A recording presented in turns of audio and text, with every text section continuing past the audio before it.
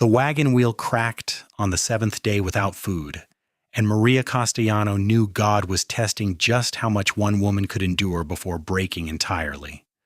The Arizona territory stretched endless and unforgiving in every direction, nothing but dust and scraggly mesquite trees for miles around the settlement of Tombstone in this summer of 1882. Maria pressed her palm against her empty stomach as another wave of dizziness threatened to topple her from the wagon seat. Beside her, 4-year-old Rosalita hummed a tuneless song, blissfully unaware that her mother had given her the last of their beans that morning, claiming she had already eaten while Rosalita slept.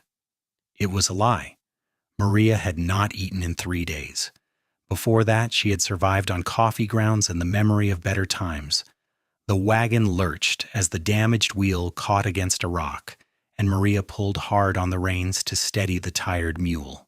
They were still 2 miles from town, 2 miles from the boarding house, where she scrubbed floors and washed linens for 50 cents a day. It was not enough. It had never been enough, not since her husband Thomas had been thrown from a horse 6 months ago and broken his neck, leaving her alone with a child and debts that consumed every penny she earned. "Mama, I am still hungry," Rosalita said, her dark eyes wide and trusting. Maria felt something crack inside her chest, something worse than hunger. "We will eat tonight, my love. A big supper." Another lie. There was nothing waiting at their tiny shack on the edge of town except an empty cupboard and unpaid rent notices. The landlord had given her until Friday to produce $15 or find herself on the street. It was Tuesday. She had $2.30 hidden in a tin under the floorboards. The mathematics of desperation did not add up to survival. They rattled into Tombstone just after noon, the sun beating down with relentless fury. Maria tied up the wagon behind the boarding house and lifted Rosalita down, though the effort made black spots dance across her vision. The child weighed almost nothing, light as tumbleweed, but Maria's arms trembled with the strain. "Go sit in the shade," she instructed, pointing to the porch. "I will work quickly today." Inside, the boarding house smelled of lye soap and tobacco smoke. Mrs. Pritchard, the owner, was a stern woman with iron-gray hair and a heart to match. She looked up from her ledger as Maria entered. "You are late." The wagon wheel cracked. "I came as fast as I could." Mrs. Pritchard's eyes narrowed, taking in Maria's hollow cheeks and the way she swayed slightly on her feet. "You look unwell." "I'm fine. Where shall I start?"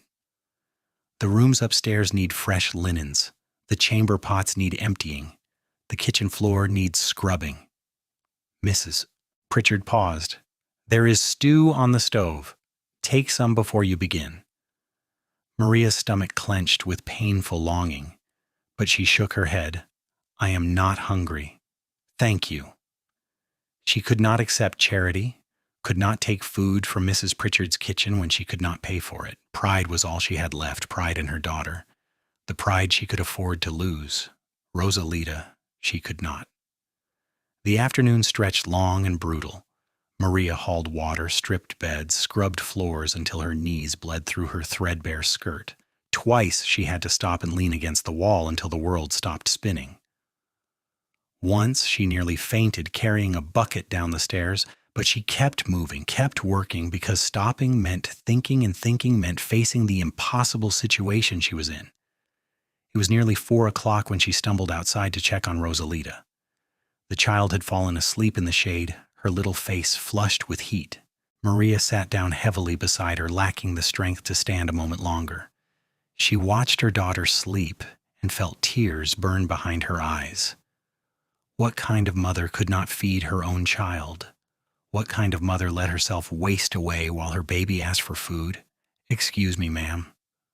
Maria's eyes flew open.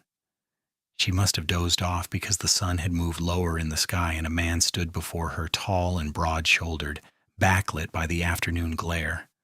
She scrambled to her feet, swaying, and he reached out quickly to steady her. "Easy there, you all right?" His hands were warm and calloused through the thin fabric of her sleeves. Maria pulled away, embarrassed, and got her first clear look at him. He was young, perhaps 26 or 27, with sun-weathered skin and eyes the color of summer grass. A cowboy, from the look of his worn leather chaps and the dust coating his boots. A red bandana hung loose around his neck, and his dark hair needed cutting. "I am fine," Maria said automatically. "How can I help you?" "I am looking for a room. Mrs. Pritchard around?" "Inside." Maria gestured toward the door, then bent to wake Rosalita. The movement made her head swim, and she had to grab the porch railing. The cowboy's eyes sharpened. "When did you last eat?" "That is none of your concern." Maria lifted Rosalita into her arms, though the child seemed to weigh 1,000 pounds now. "Excuse me." She tried to move past him, but he stepped into her path, not threatening, just solid and immovable as a boulder. "I have been riding the range for 3 months," he said quietly. "I know what hunger looks like, and I know what it looks like when a woman is giving all her food to her child." Maria's face flamed. "You know nothing about me." "I know you are about to fall down. I know that little girl needs her mama healthy." His voice was gentle but firm. "And I know pride is a cold companion when you're starving." "I am not starving." "All right." He did not argue, just watched her with those steady green eyes. "Name is Cole Brennan. I will be staying here a few days while I sort out some business with the mine. Maybe I will see you around." He tipped his hat and went inside, leaving Maria standing there with her heart pounding and her daughter growing heavier by the second. She did not know why the encounter shook her so badly. Men spoke to her sometimes, in town or at the boarding house. She barely noticed them anymore. But something about Cole Brennan's directness, the way he had seen straight through her carefully maintained facade, left her feeling exposed and vulnerable. She carried Rosalita to the wagon and laid her gently in the back, then climbed up onto the seat. Her hands shook as she took up the reins. The broken wheel groaned in protest as they started moving, and Maria said a prayer that it would hold just a little longer. She could not afford repairs. She could not afford anything. The shack they lived in had belonged to Thomas before his death. It sat alone on a scrubby patch of land a mile from town, one room with a dirt floor and walls that let in the wind. But the landlord still wanted his money, claiming taxes and fees that Maria suspected were mostly fiction but had no power to dispute. She was a Mexican woman alone in a rough mining town. The law would not take her side against a white property owner. She pulled up to the shack as the sun touched the horizon, painting the sky in shades of orange and gold, beautiful and meaningless. Pretty skies did not fill empty bellies. Inside, she laid Rosalita on the narrow bed they shared and went to the cupboard. Empty. She checked the tin under the floorboards, $2.30.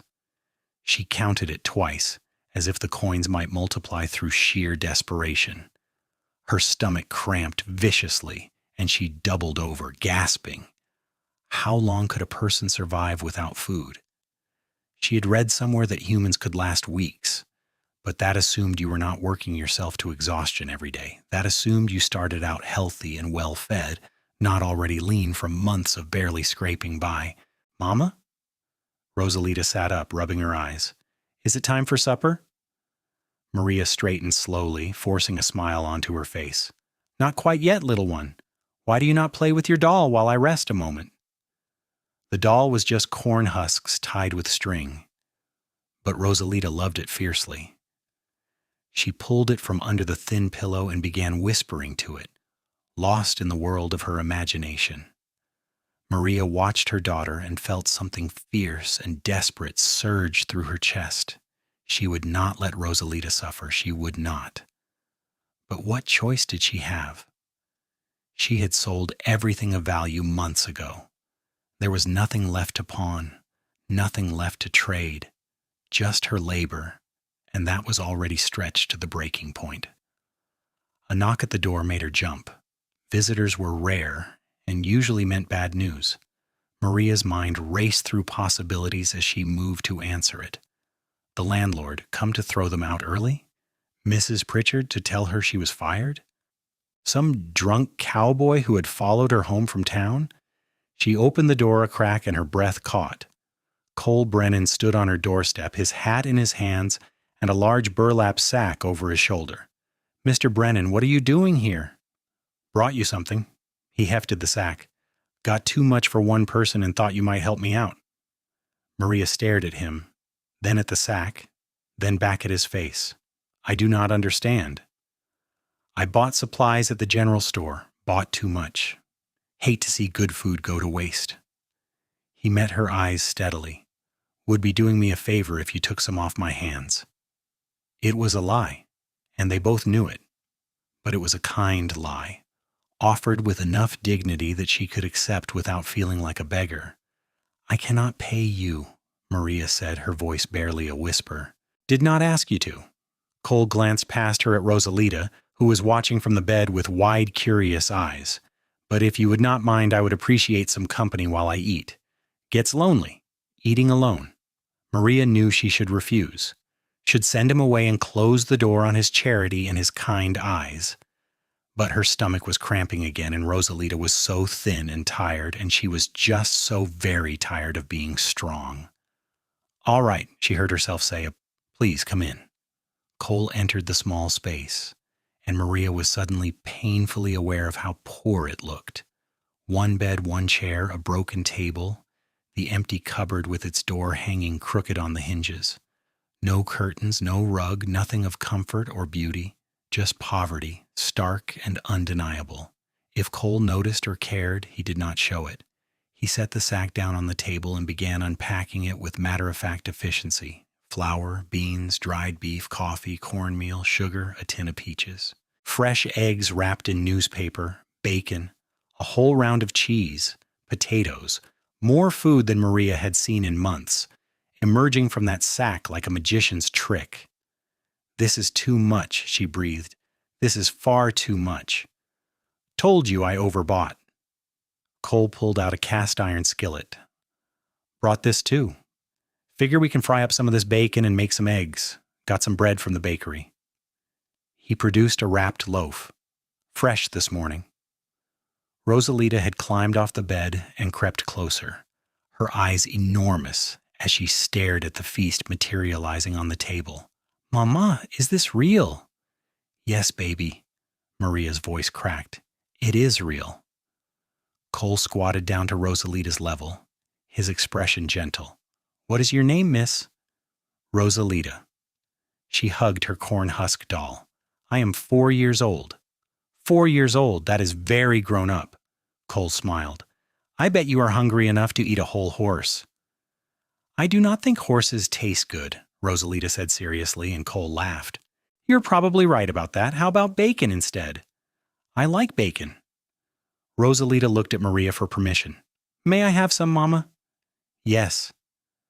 Maria could barely speak past the lump in her throat.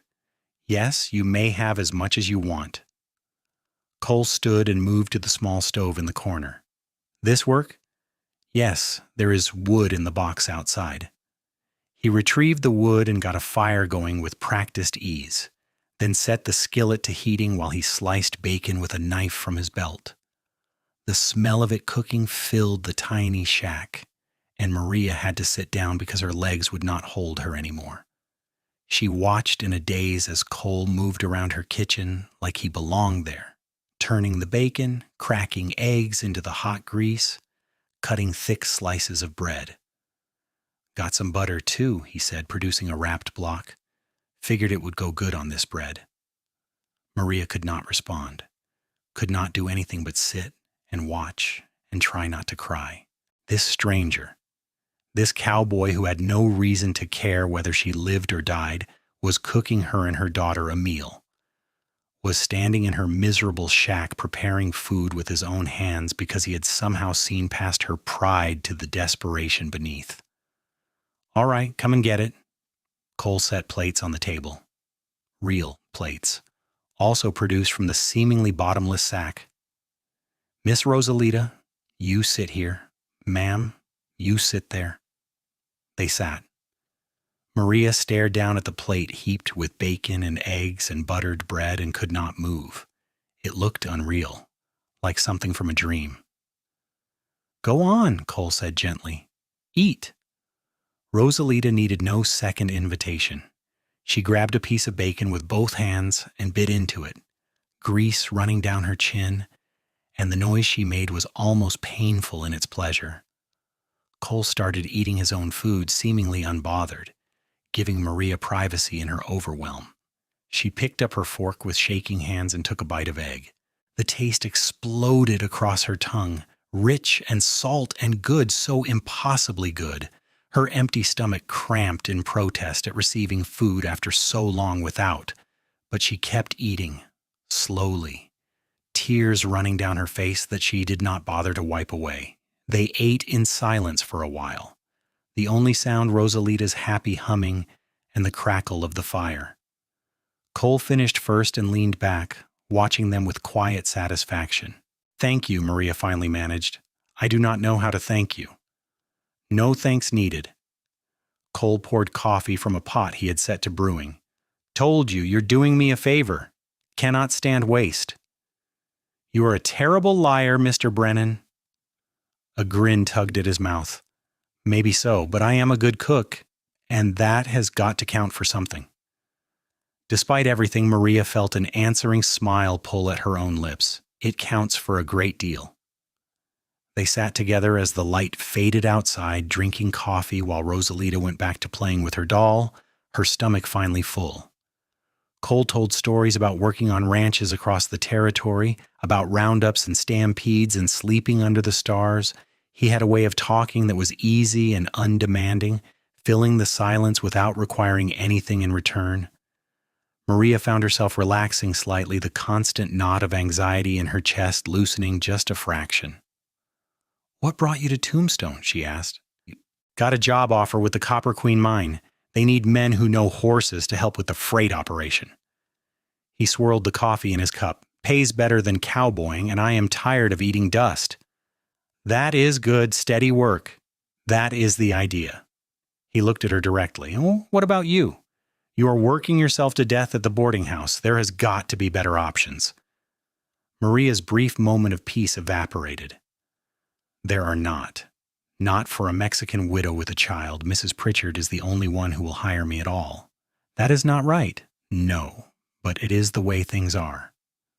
Maria set down her cup. The world is not a fair place, Mr. Brennan. Surely you know that. I do. Does not mean I have to like it. He was quiet a moment. Your husband? What happened? Tomas was breaking horses for a ranch outside of town. One threw him badly. He lived for 2 days, but the doctor could not help him. The words came out flat and practiced. She had told this story so many times it no longer felt real. That was 6 months ago. He left debts I did not know about. I have been trying to pay them, but it is impossible. What kind of debts? Gambling, mostly. He played cards with men he should not have played cards with. Maria lifted her chin, defiant. He was a good man otherwise, a good father, but he had his weaknesses. Cole nodded slowly. We all do. How much do you owe? It does not matter. I cannot pay it. How much? Maria sighed. The immediate problem is the rent. $15 by Friday or we are evicted. After that, there is another $43 owed to various people around town. If I miss those payments, I do not know what they will do. Cole was quiet, and Maria regretted telling him. What could he do? He was just a cowboy himself, probably living paycheck to paycheck like everyone else. She had no right to burden him with her problems just because he had been kind enough to bring her food. I should not have told you that, she said quickly. Please forget I mentioned it. You have already done more than enough. What if I helped? Maria's heart skipped. What? What if I helped with the money? I have savings from the last few years. I could loan you what you need to get square with everyone. No. The word came out sharp and immediate. Absolutely not. Why not? Because I could never pay you back. Because I will not go from being indebted to one set of men to another because I barely know you. Maria stood abruptly. You have been very kind, Mr. Brennan, but I cannot accept more than you have already given. Cole stood too, his expression thoughtful rather than offended. All right, I respect that. But the offer stands if you change your mind. I will not. Fair enough. He gathered up his things, leaving most of the food on the table. I will leave these supplies here. Like I said, too much for me anyway. Mr. Brennan, Cole, and before you argue, consider that I will just have to throw it all away otherwise, and that really would be a waste. He settled his hat on his head. I am at the boarding house, room 7. If you need anything at all, you just ask, all right? Maria wanted to argue more, but she was exhausted, and her stomach was pleasantly full for the first time in days, and she did not have the strength for another fight. All right? Good night, Miss Rosalita, Cole called to the little girl. Good night, Mr. Cole, Rosalita waved enthusiastically. He smiled at her, then tipped his hat to Maria and left, ducking through the low doorway and disappearing into the twilight. Maria closed the door behind him and leaned against it, trying to make sense of what had just happened. A strange cowboy had shown up at her home with a sack full of food and offers of money, asking nothing in return. It did not make sense. People did not do things like that, not in Maria's experience. Everyone wanted something. Everyone had an angle, but if Cole Brennan had an angle, she could not see it. I like Mr. Cole, Rosalita announced from the bed. He is nice. Yes, Maria agreed softly. He is. That night, Maria lay awake long after Rosalita fell asleep, staring at the ceiling and thinking about green eyes and gentle hands and kindness from unexpected quarters. She thought about the food stacked on her table, enough to last weeks if she was careful. She thought about the way Cole had cooked for them without making her feel ashamed, the way he had treated Rosalita with easy affection, the way he had offered help without making it seem like charity. She thought about the fact that she was 23 years old and had spent the last 6 months believing she might not survive to see 24. She thought about how it felt to have someone notice her suffering and care enough to do something about it. And she thought, dangerous and unbidden, about what it might be like to not be alone anymore. The next day, Maria went to work at the boarding house with a full stomach and slightly steadier legs. Mrs. Pritchard commented on her improved appearance, and Maria deflected by immediately throwing herself into her chores. She scrubbed and swept and hauled water, trying not to think about the man staying in room 7. She lasted until mid-afternoon before curiosity got the better of her. Cole's room needed fresh linens, and Maria volunteered to handle it before she could talk herself out of it. She knocked softly on the door, and his voice called for her to enter. He was sitting at the small desk by the window, working on some kind of ledger. He looked up when she entered and smiled. Afternoon. Good afternoon. I am here to change the linens. Maria kept her voice professionally neutral. Go ahead. She worked quickly, stripping the bed and replacing the sheets with crisp, clean ones. Cole went back to his writing, giving her space, but she was hyper-aware of his presence in the small room. Finally, she could not stand it anymore. Why did you do it? The question burst out before she could stop it. Why did you help us? Cole set down his pen and turned to face her fully. You want the honest answer? Yes. I lost my own mother when I was young. She got sick one winter, and my father did not have money for a doctor. I watched her waste away while he worked himself to death trying to save her. His voice was calm, but something flickered in his eyes. She died anyway. I swore if I ever had the means to help someone in a similar situation, I would. So when I saw you yesterday, half-starved and trying so hard to keep it together for your daughter, I knew what I had to do. Maria's throat tightened. I am sorry about your mother. I am sorry about your husband, he paused, but mostly I am glad you let me help. Would have eaten at me if you had not. I still do not think I can accept any more than you have already given. That is fine. The food is not a loan, it is a gift. No strings, no expectations. You take it or you insult me by refusing it. He said it with a slight smile to soften the words. As for the money, that offer is there if you need it, but I understand why you will not take it. Maria finished tucking in the sheets and gathered up the dirty linens. You are a strange man, Cole Brennan. I have been called worse. He stood and moved closer, and Maria caught the scent of soap and leather. "Can I ask you something?" "I suppose." "Would you let me take you and Rosalita to dinner sometime? At the hotel restaurant? Nothing fancy. Just a meal and some conversation." He held up a hand before she could protest. "Not charity? Just spending time with someone I would like to know better." Maria's heart hammered against her ribs. "Is this about pity?" "No." His answer was immediate and firm. "This is about the fact that you have the most beautiful eyes I have ever seen, and I have been thinking about you since the moment I saw you on that porch. This is about the fact that you are clearly strong and brave and doing your best in impossible circumstances. This is about the fact that I would very much like to sit across a table from you and learn what makes you laugh." He paused. "So no, not pity. Interest. Real interest." Maria stared at him speechless. No one had spoken to her like that in years. Even Thomas, who she had loved in her way, had never been particularly romantic or eloquent. He had been solid and reliable and good with his hands, but he had never made her feel like something precious and worth pursuing. "I do not know what to say," she admitted. "Say yes, or say you will think about it." Cole's smile was lopsided and oddly endearing. "I am a patient man."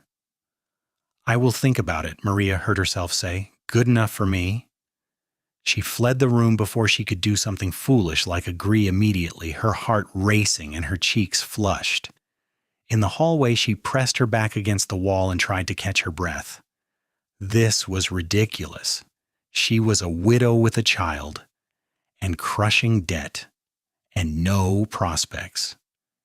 She had no business entertaining romantic notions about some cowboy who would probably move on in a few weeks anyway, but the way he had looked at her, the way he had said she had beautiful eyes. Maria touched her face, feeling the heat there, and could not quite suppress a smile. Over the next few days, Cole became a fixture in Maria's life. He ate breakfast at the boarding house each morning and always found a reason to chat with her while she worked. He never pushed, never demanded more than she was willing to give. But his presence was steady and warm and increasingly welcome.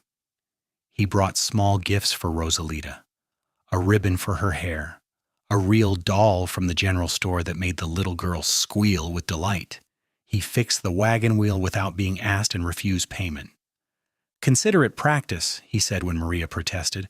"I will be working with wagons at the mine. Good to keep my skills sharp." He was always like that, deflecting gratitude and making his kindness seem like no big deal. But Maria noticed everything. The way he always made sure there was fresh wood stacked by her door. The way he bought extra food from the boarding house kitchen and claimed he was too full to finish it, leaving it where Maria could take it home. The way he played with Rosalita, giving the child the kind of attention and affection she had been missing since Thomas died. And the way he looked at Maria herself, like she was something worth looking at, like she mattered. Friday arrived with its threat of eviction hanging over Maria's head like a guillotine. She had the $2.30. She had a few more coins earned from her work that week. It totaled $4.80, not even a third of what she needed. She was sitting on the porch of the boarding house during a brief break trying to figure out if there was anywhere she and Rosalita could go, when Cole emerged from inside and sat down beside her. "What are you thinking about so hard?" he asked. "Nothing good. Today is Friday." "I know. The day your rent is due." Maria closed her eyes. "Yes, I could still help." "No. Maria." He said her name gently, and she realized it was the first time he had used it. "There is no shame in accepting help when you need it." "There is when I cannot pay it back." "Who said anything about paying it back?" Cole shifted to face her more fully. What if it was not a loan? What if it was just me helping someone I care about because I have the means and you need it? That is too much. Says who? Who made the rule that says I cannot spend my money how I choose? He reached out slowly, giving her time to pull away, and took her hand. His palm was warm and calloused, his grip gentle. You are killing yourself trying to do everything alone. Why? Because you are afraid of owing someone? Because you think you do not deserve help? Because I do not want to be a burden, Maria said, her voice breaking. Because I have already lost so much and I cannot stand the thought of owing my survival to someone who might leave or change their mind or decide I am not worth the trouble. I am not going anywhere, and you could never be a burden to me. Cole squeezed her hand. Let me do this, please. For you and for Rosalita, let me help. Maria looked into his eyes and saw only sincerity there, only genuine care and concern.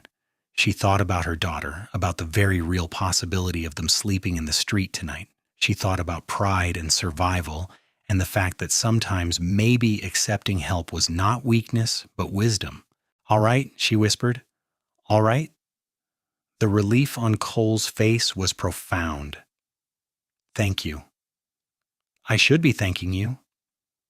You already have, just by saying yes. He stood, pulling her gently to her feet.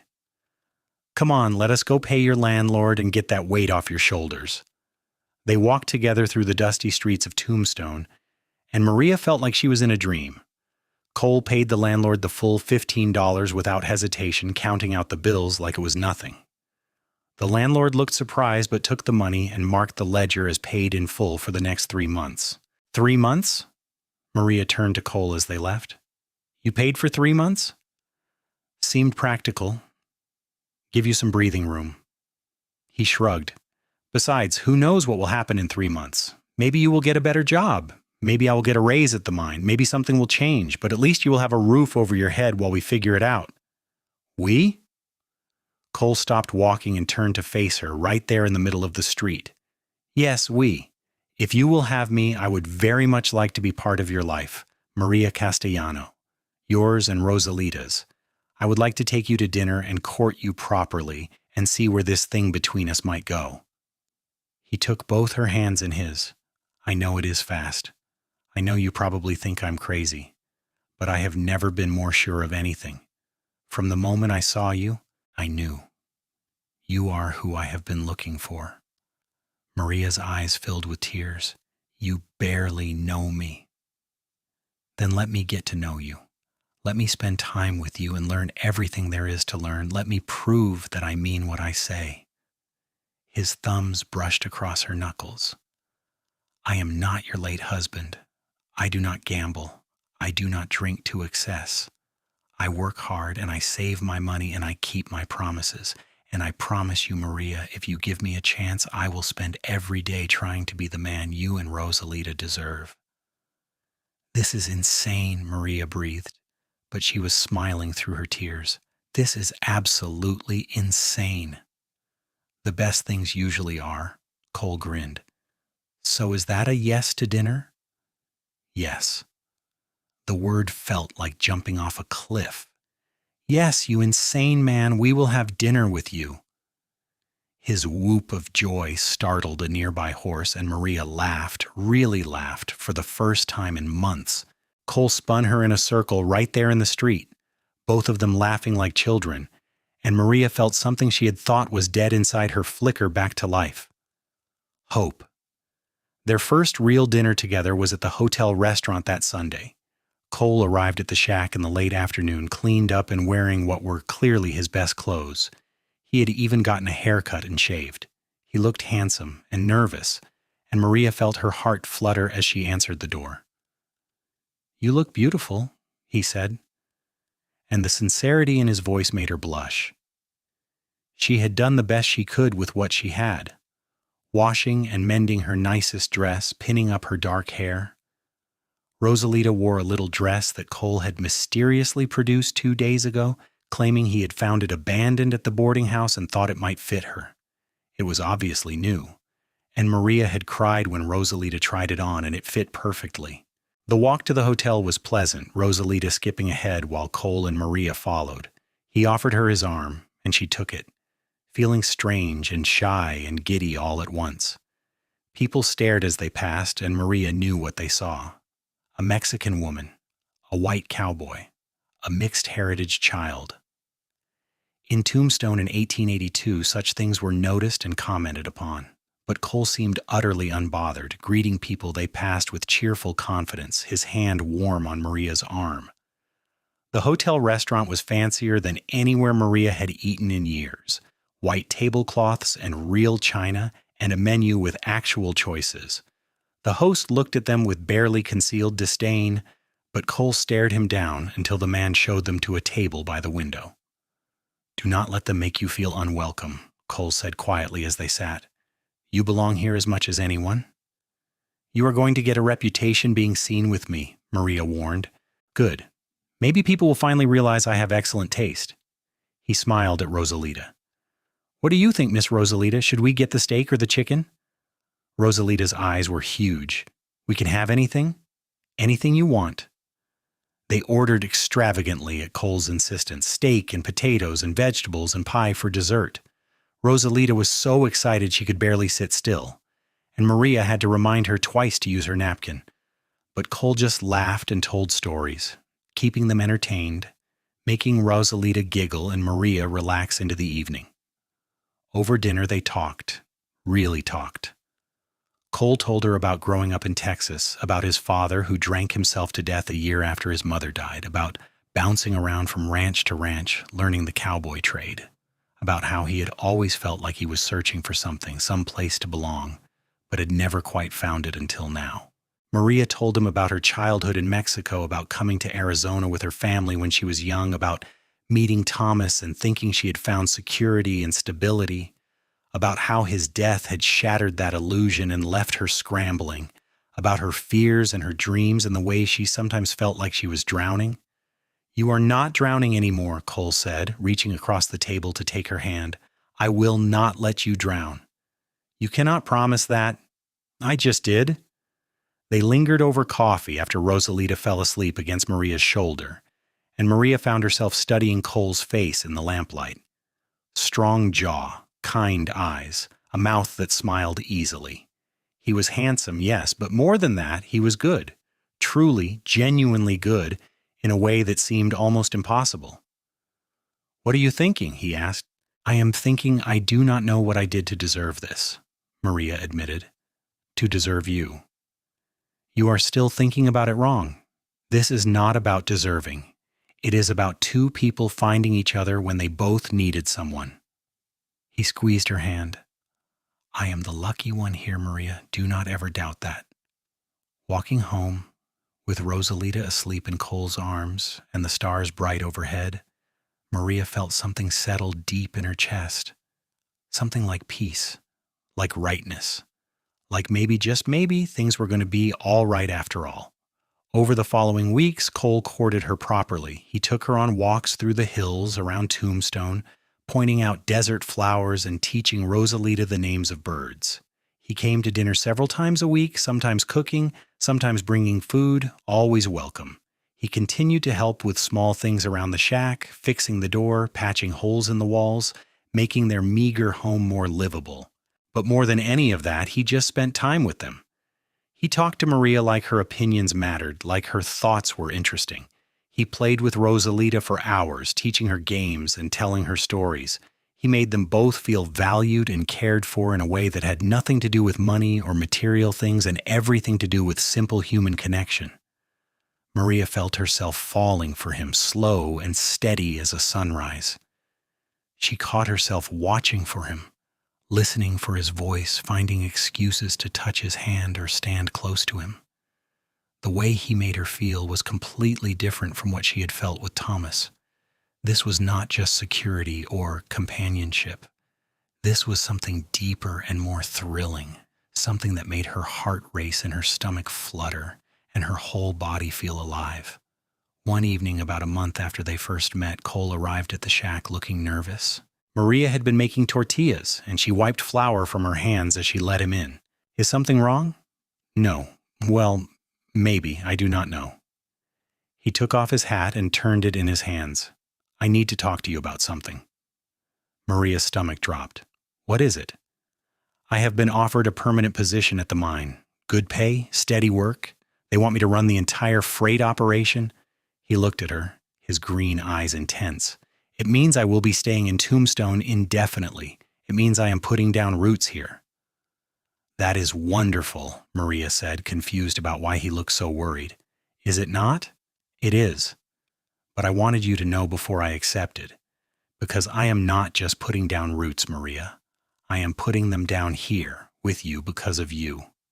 He stepped closer. "I am asking you to let me into your life in a real and permanent way.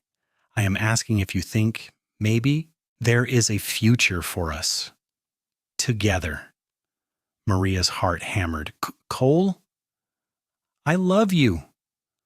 The words were simple and stark. "I know it is fast. I know people will say I am crazy, but I love you and I love Rosalita, and I want to build a life with you both. I want to marry you if you will have me. Not right away, not until you are ready, but eventually. I want to be a husband to you and a father to Rosalita. I want to give you the life you deserve."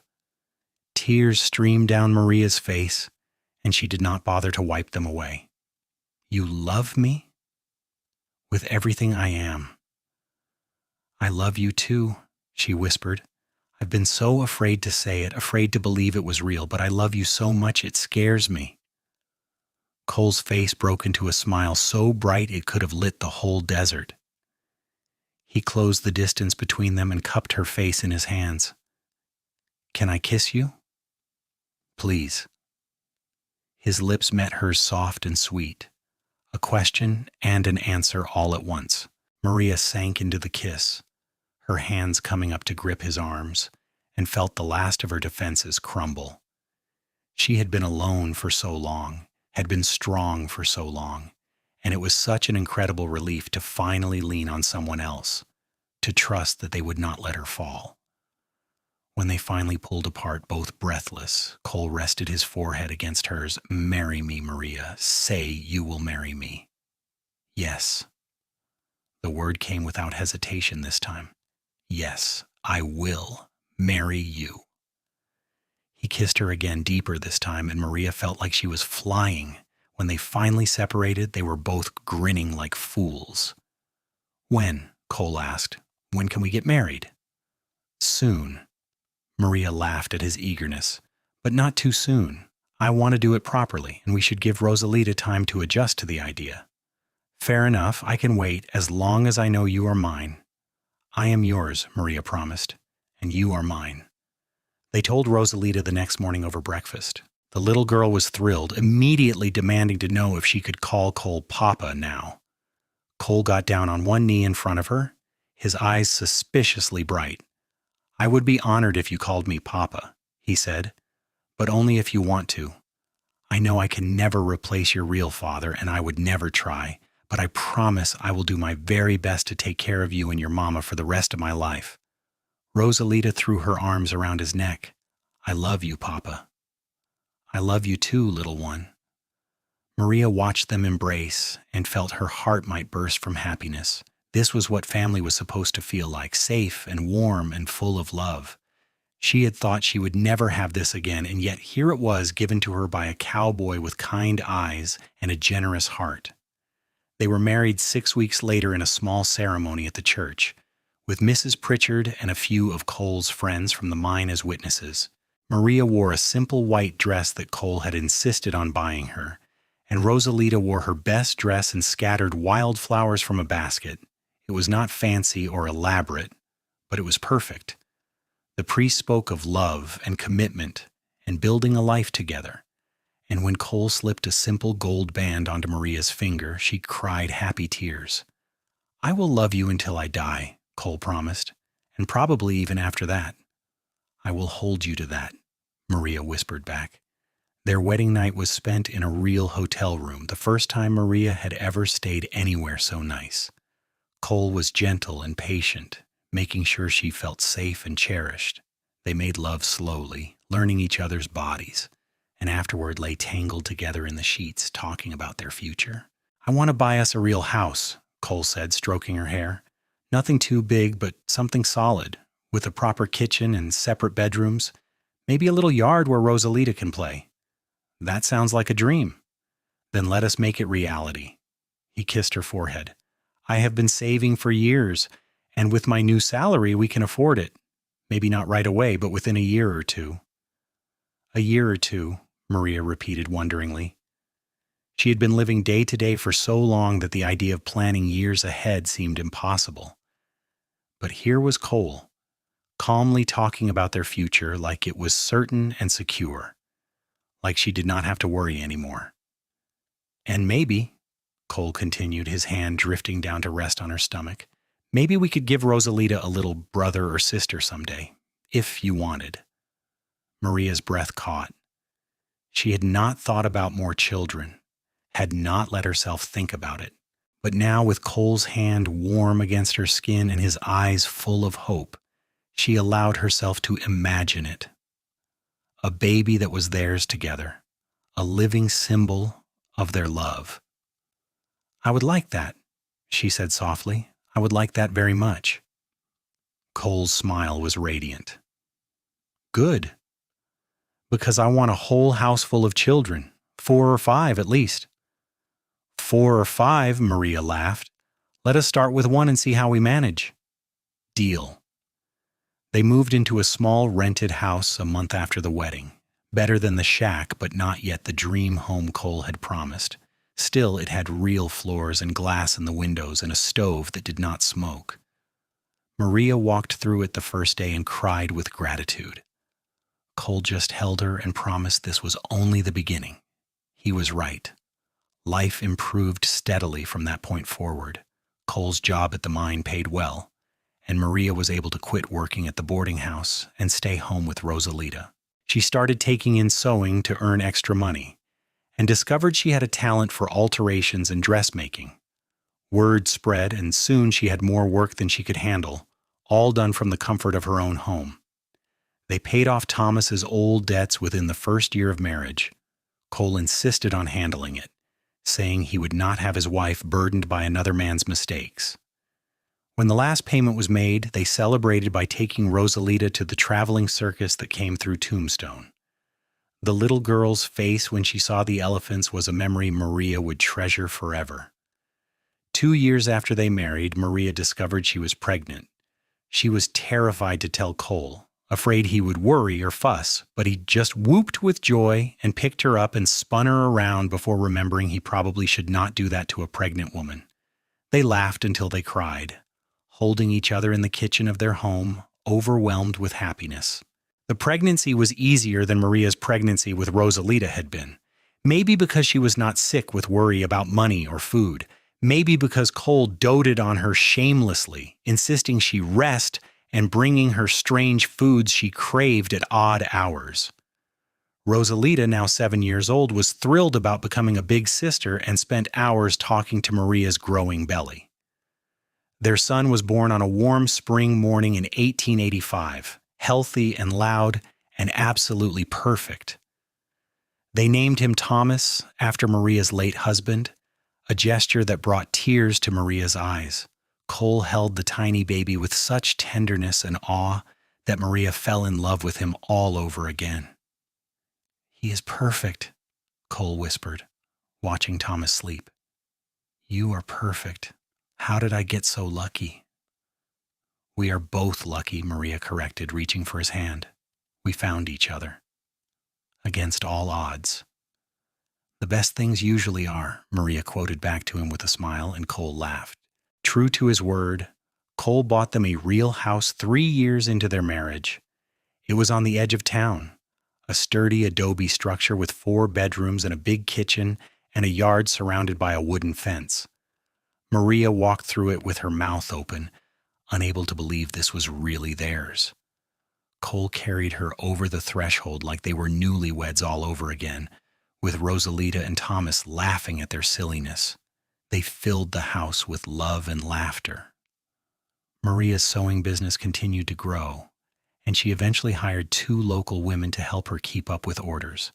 Cole advanced steadily at the mine, his honest work and fair dealing earning him respect from owners and workers alike.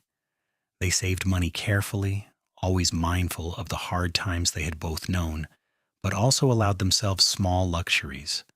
Books for Rosalita, who loved to read, toys for Thomas, nice dinners out occasionally, a piano for the parlor, even though neither of them could play because Maria had always wanted one. Life was not perfect. They had arguments sometimes about money or discipline or where to spend holidays. Maria still had nightmares occasionally about the days when she was starving and would wake up panicked until Cole held her and reminded her they were safe. Cole worked long hours and came home exhausted more often than not. Thomas was a difficult toddler who seemed to require constant supervision. Rosalita struggled in school because some of the other children were cruel about her mixed heritage. But through all of it, they had each other. When things got hard, they faced them together.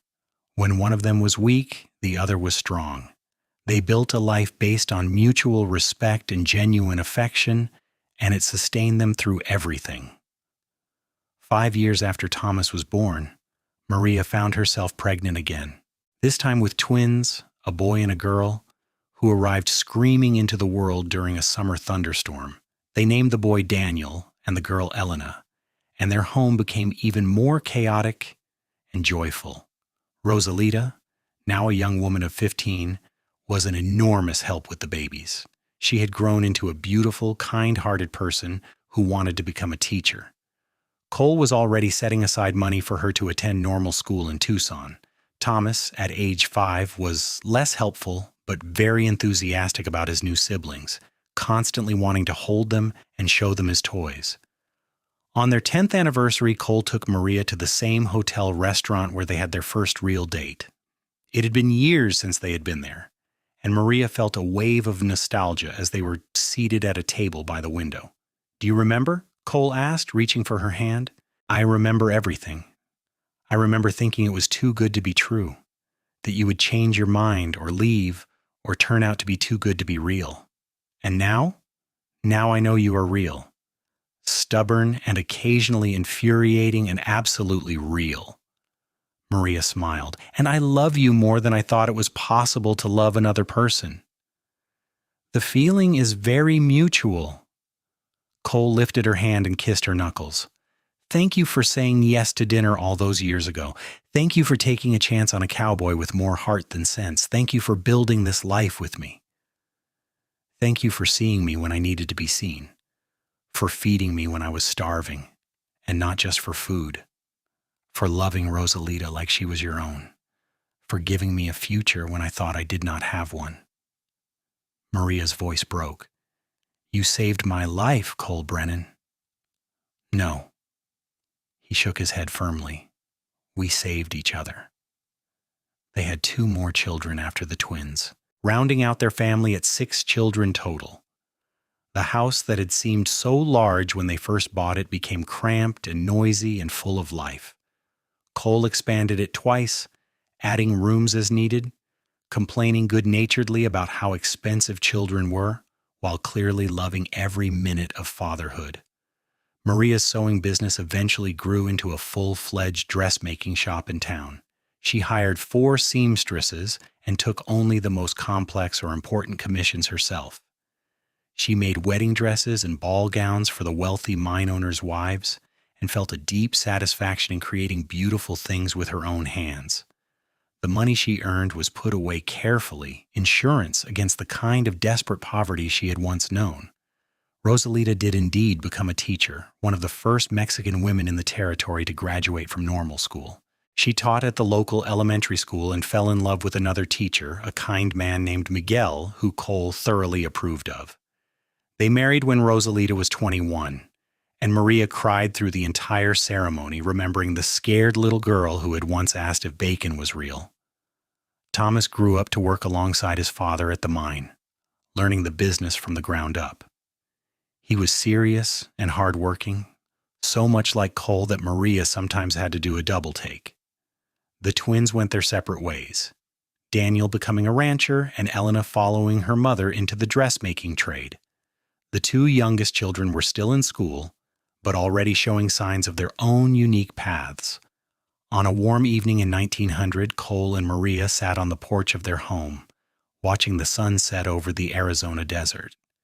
They were both in their early 40s now, gray threading through their hair, their bodies marked by years of hard work and childbearing. But they were healthy and happy and surrounded by the family they had built together. "Do you ever think about that first day?" Cole asked, his arm around Maria's shoulders. When I saw you on Mrs. Pritchard's porch? All the time, Maria admitted. I think about how close I came to refusing your help, about how different everything would be if I had let my pride win. I would have found another way. I was not going to let you starve. I know. You are relentless when you set your mind to something. She leaned her head on his shoulder. I am glad you are relentless. Me too. They sat in comfortable silence as the sky turned orange and pink and purple. From inside the house came the sounds of their children laughing and arguing and living their lives. It was the sound of everything Maria had dreamed of during those dark days when survival seemed impossible. I love you, she said softly. I love you too, Cole replied. Today and always. 20 years later, Cole and Maria celebrated their 40th wedding anniversary surrounded by children and grandchildren. The family had grown exponentially, sprawling across Arizona territory and beyond. They gathered at the home Cole and Maria still lived in, though it had been expanded and renovated so many times it barely resembled the original structure. Maria, now 63, moved more slowly than she once had, but her mind was sharp and her heart was full. Cole, at 65, had finally retired from the mine, handing over operations to Thomas. They spent their days in quiet contentment, tending their garden, spoiling their grandchildren, and enjoying the fruits of a life well lived. Look at what we built, Cole said, gesturing at the chaos of family surrounding them. Look at all these people who exist because you took a chance on me. Because you took a chance on me first, Maria corrected. You saw me when I was at my lowest and chose to help. You changed everything. We changed everything, Cole insisted, together. That night, after everyone had gone home and the house was quiet again, they lay in bed holding hands like they had done every night for 40 years. Do you have any regrets? Maria asked, and not a single one. You? Only that we did not have more time, that eventually one of us will have to live without the other. Cole squeezed her hand. Then let us make sure whoever goes first knows they were loved every single day. Let us make sure we do not waste a single moment. Deal. They lived another 15 years together, growing old side by side. Cole passed first, peacefully in his sleep at age 80, with Maria holding his hand. She grieved him deeply, but without bitterness, grateful for the 55 years they had been given. At his funeral, surrounded by dozens of children and grandchildren and great-grandchildren, Maria told the story of how they met, how a hungry, desperate widow had been saved by a kind cowboy with a sack of food and an open heart. He gave me everything, she said through her tears, not just food or money or security. He gave me love. He gave me a future. He gave me a family. And I will spend the rest of my days grateful that he walked into my life when I needed him most. Maria lived another 5 years after Cole's death, remaining active and engaged with her enormous family. When she finally passed at age 83, it was peacefully, surrounded by love, with her great-grandchildren playing in the yard outside. Her last coherent words were about Cole, about seeing him again soon. They were buried side by side on a hill overlooking Tombstone, their graves marked by simple headstones. But their real legacy was not in stone. It was in the generations of family they had created, in the lives they had touched, in the proof that kindness and love could transform even the darkest circumstances into something beautiful. In the end, their story was simple. A starving woman and a cowboy with a good heart had found each other in the wild Arizona territory of 1882. He had brought enough food for both her and her daughter, and in doing so he had nourished not just their bodies but their souls, planting seeds that would grow into a love story that lasted a lifetime and beyond. It was by any measure a life well lived, a love well earned, and a testament to the truth that sometimes the most profound changes come from the simplest acts of human kindness. Their story lived on long after they were gone, passed down through their children and their children's children. The tale of how great-great-grandma Maria had been saved by great-great-grandpa Cole became family legend, told and retold at gatherings and holidays. Young couples would visit their graves, leaving flowers and whispering prayers for a love as strong and true as the one Maria and Cole had shared. And sometimes on quiet desert evenings, when the sun painted the Arizona sky in shades of gold and crimson, people swore they could see two figures walking hand in hand along the hills above Tombstone. A woman with dark hair and a cowboy in dusty chaps, still together even in death, their love enduring beyond the boundaries of mortal life. Because real love, the kind that is built on sacrifice and kindness and choosing each other every single day, does not end when the heart stops beating. It echoes through time, a testament to the fact that even in the harsh and unforgiving landscape of the Wild West, beauty and tenderness could not just survive, but thrive. Maria and Cole had proven that. They had taken a moment of desperation and transformed it into a lifetime of joy. They had faced down poverty and prejudice and all the challenges life threw at them, and they had won because they had faced it together. That was their legacy. Not wealth or fame or accomplishment, though they had achieved plenty in their own ways. Their legacy was love. Pure, simple, enduring love that had sustained them through everything and left the world better than they found it. And really, what more could anyone hope to leave behind?